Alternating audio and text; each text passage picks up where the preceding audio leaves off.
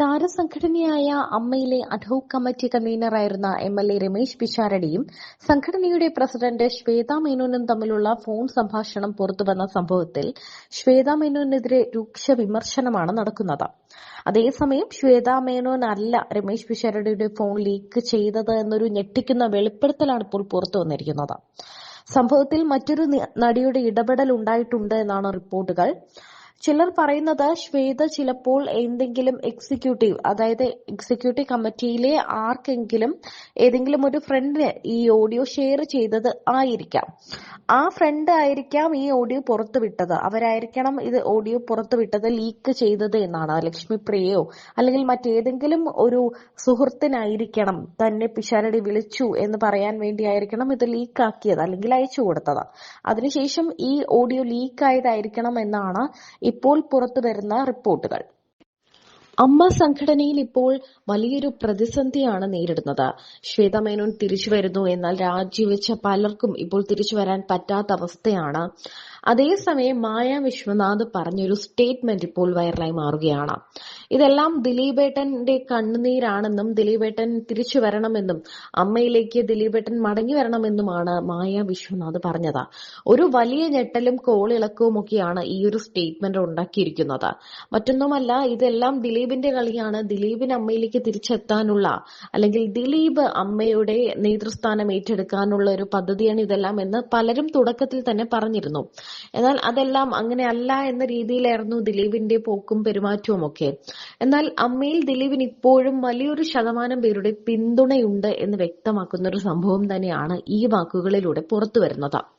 ദിലീപ് മടങ്ങി വരണമെന്ന് പറയുമ്പോൾ അമ്മയിൽ നിന്നും ഇറങ്ങിപ്പോയ ഭാവന, മഞ്ജു വാര്യർ തുടങ്ങി നിരവധി താരങ്ങളെ ഇതുവരെയും അമ്മ ഇപ്പോഴും ഈ വനിതാ സംഘടന വന്നപ്പോഴും അവരെ തിരിച്ചു വിളിച്ചിട്ടില്ല.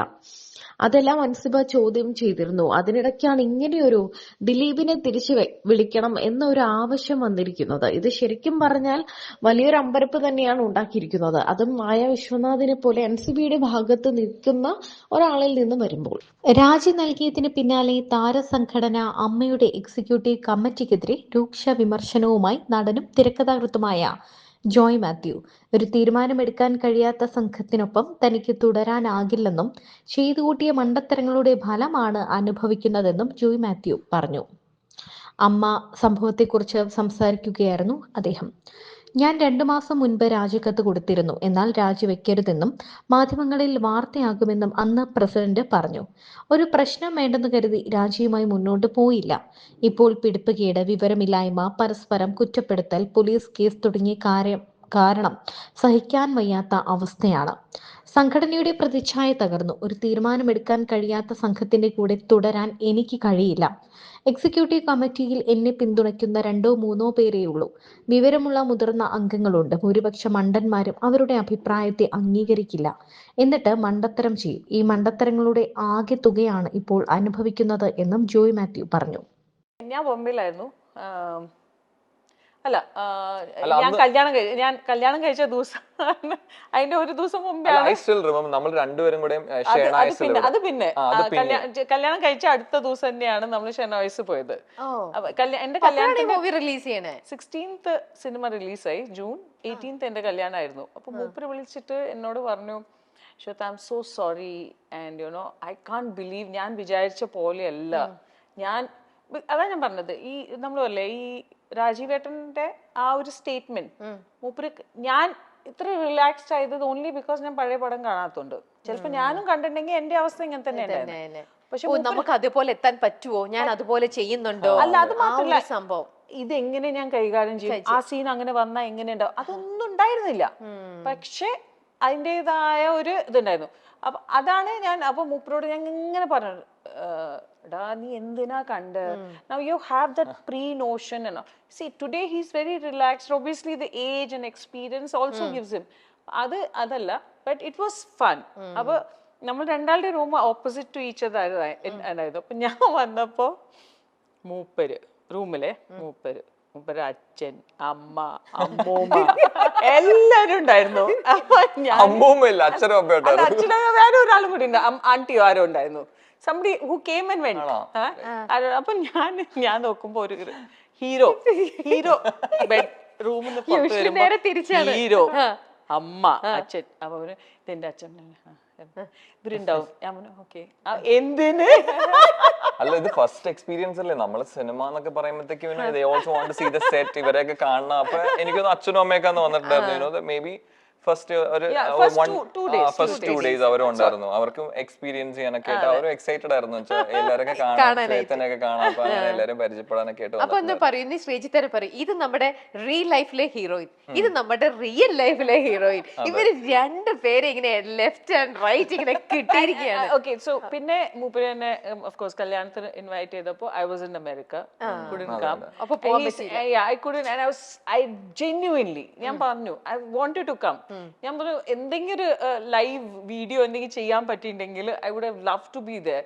But you know he said അരേ യാർ I'm sure എല്ലാരും വിചാരിക്കുന്നത് രതി ചേച്ചി വരും and you know but I just couldn't go. ഒന്നുകൂടെ കല്യാണം കഴിക്കാൻ എല്ലാവരും എക്സ്പെക്ട് ഒന്നുകൂടെ കല്യാണം കഴിക്കാൻ ഞാൻ വരാം. ഇപ്പൊ രതി ചേച്ചി അവൈലബിൾ ആണ്, വരാം. ട്രൈ ചെയ്യാം. ഇപ്പൊ പുതിയ വീടെല്ലാം വാങ്ങിയില്ലേ? അർച്ചന പറയൂ, അർച്ചന ആ മൂവി കണ്ടിരുന്നു? അർച്ചന ഒട്ടും എക്സ്പെക്ടഡ് ആയിരുന്നില്ല എന്നെയും കൂടെ എന്റെ കൂടെ ആക്ച്വലി അർച്ചന വന്നു വെച്ചാൽ എനിക്കൊന്ന് ശ്വേതനെ കാണാൻ നേരത്തേക്ക് നമ്മളിങ്ങനെ ഇടയ്ക്ക് പറയായിരുന്നു മീറ്റ് ചെയ്യണം എന്നൊക്കെ. പക്ഷെ ഇതുവരെ മീറ്റ് ചെയ്യാൻ പറ്റിയിട്ടുണ്ടായിരുന്നില്ല. അപ്പൊ എനിക്കൊന്ന് very first time so I just came with him so I had no clue എന്നെ ഇവിടെ ഇങ്ങനെ വിളിക്ക് കയറ്റും എന്നുള്ളത്. ആ മൂവി കണ്ടിരുന്നോ ആക്ച്വലി? കണ്ടു. എന്താ തോന്നിയേ? അത് കല്യാണത്തിന് മുന്നേ കണ്ടിട്ടുണ്ട്. കല്യാണം കഴിഞ്ഞിട്ട് കൊറേ ഇങ്ങനെ ഗോസിപ്പ് ഒക്കെ കേൾക്കുമല്ലോ ആ സിനിമയിൽ ഇത്. അപ്പൊ ഞാനൊക്കെ സ്കൂളിലൊക്കെ പഠിക്കുന്ന അപ്പൊ അത് എന്താ സംഭവം എന്ന് അറിയാൻ വേണ്ടിട്ട് നമുക്ക് കാണാൻ ഗോസിപ്പ് ഒന്നും ഉണ്ടായിരുന്നില്ല. ഗോസിപ്പ് അല്ല, ഈവൻ ടിവിയില് വരുമ്പം ആ സീൻസ് അങ്ങനത്തെ വരുമ്പോഴത്തേക്ക് ടി വി ഒന്നുകിൽ പേരൻസ് ഉണ്ടെങ്കിൽ ടിവിയിൽ ആ ചാനൽ മാറ്റും, ഇല്ലെങ്കിൽ അങ്ങനത്തെ. ഐ സ്റ്റിൽ ഫീൽ എനിക്ക് തോന്നുന്നു ഞാൻ ഫസ്റ്റ് കമ്പയർ ചെയ്യല്ല. I think this is one of the most cleanest film. Because അതാണ് കാണുന്നതിന് മുമ്പ് അതെ ഞാൻ ഇത് കുറെ സ്ഥലത്ത് ഈ ബിക്കോസ് ഈ ബ്രാൻഡ് വാല്യൂ എന്ന് പറയില്ലേ, പ്രതി നിർവേദം എന്ന് പറയുമ്പോ പീപ്പിൾ അത് ഓൾറെഡി അവര് ഏതൊക്കെയോ എന്തൊക്കെയോ വിചാരിച്ച് അതിന് വേറെ രീതിയിൽ അത് പോർട്രേ ചെയ്ത് കഴിഞ്ഞു. അപ്പൊ ഇത് വന്നപ്പോ ഒരുപാട് ആൾക്കാർ, പക്ഷെ പിന്നെ അത് അതുകൊണ്ടല്ലേ, അതുകൊണ്ടാണ് ഇങ്ങനെ ഫാമിലി കേറാൻ തുടങ്ങിയപ്പോഴാണ് ഇത് മനസ്സിലായി. ഇത് എല്ലാവർക്കും കാണാം. കാരണം പെട്ടെന്ന് ഇങ്ങനെ വന്നു ചേച്ചിയോട് തോന്നുന്നു നമ്മുടെ ഇവിടെ പുതിയൊരു സബ്ജക്ട്. നല്ല പാട്ടുകളും ഉണ്ടായിരുന്നു. പിന്നെ മൂപ്പര് എന്നെ വിളിച്ചിട്ട് പറഞ്ഞു ശ്വേത പാലഭിഷേകം നടക്കുകയാണ്, രതി ചേച്ചിന്റെ മുകളില് വലിയ വലിയ ഹോർഡിങ്സ് പാലഭിഷേകം നടക്കുകയാണ്, കുറെ ലാഠി ചാർജ് നടന്നു, കുറെ കുട്ടികള് ഹോസ്പിറ്റലിൽ ഉണ്ടായിരുന്നു, admitted. I went to the hospital, അങ്ങനെയൊക്കെ നടന്നു.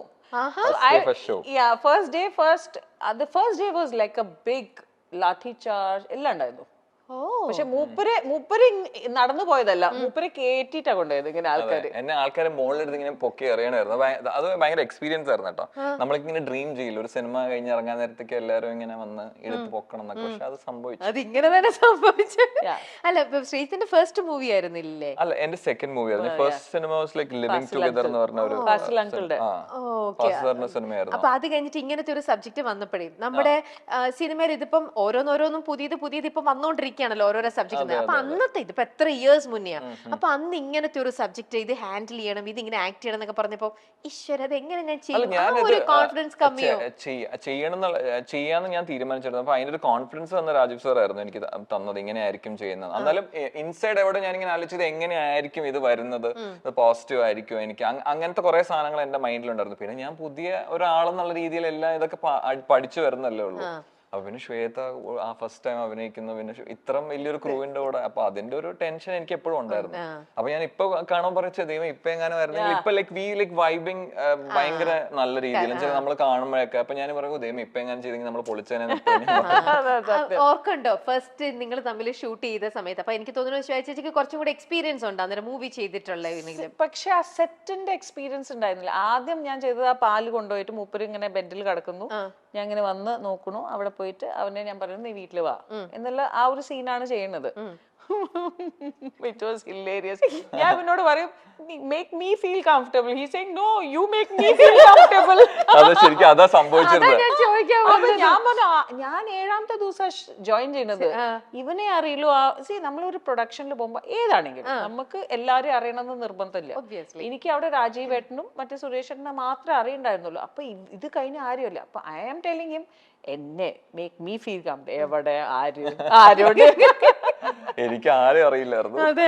അല്ല എന്നാലും ആ ഒരു ഐസ് ബ്രേക്ക് ചെയ്തത് അപ്പൊ എപ്പോഴാ?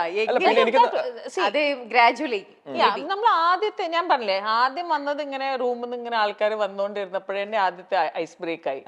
ഞാൻ പറഞ്ഞില്ല, അച്ഛൻ അമ്മ ഇതെല്ലാം വന്നപ്പോ തലേ ദിവസം ഞാൻ വന്നിട്ടുണ്ടായിരുന്നു. അപ്പൊ അടുത്ത ദിവസം ഷൂട്ടായിരുന്നു.